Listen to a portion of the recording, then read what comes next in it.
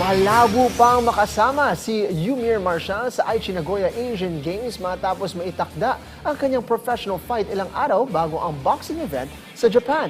Para sa detalye, narito ang report ni Paulo Salamatin. May mga ilang bagay na tinitignan ng Association of Boxing Alliances in the Philippines o ABAP sa estado ni Filipino boxing Olympian Yumir Marshall na parehong may mahalagang papel sa kanyang professional at amateur boxing career.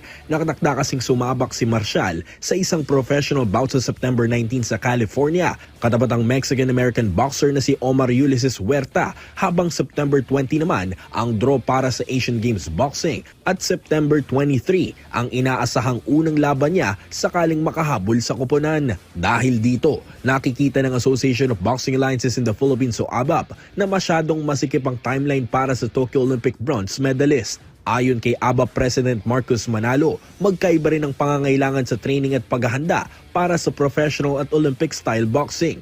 Kaya kung matutuloy ang professional fight ni Marshall, mas pinapayuhan siya ng ABAP na mag-focus muna sa kanyang pro career. Sakaling hindi makasama si Marshall sa Nagoya, nakahanda naman ang ABAP sa posibleng kapalit sa kanyang weight class. Kasama sa long list ng Asian Games entries, si Weljon Mindoro, na may nakatakdang professional fight din sa August 29 laban kay Carlos Ocampo sa Los Angeles, California. Matapos ang laban, may panahon pa si Mindoro para makasama sa training camp sa Bangkok at Japan bago ang Asian Games. Pero sa kabila nito, nananatili pa rin ang pangarap ni Marshall na makapag-qualify sa 2028 Los Angeles Olympics. Kung hindi man siya makapaglaro sa Aichi Nagoya Japan Asian Games, may mga susunod pa siyang pagkakataon, kabilang ang Asian Indoor and Martial Arts Games sa Riyadh ngayong darating na Disyembre at ang World Championship sa Kazakhstan sa Abril na magsisilbing unang Olympic qualifier.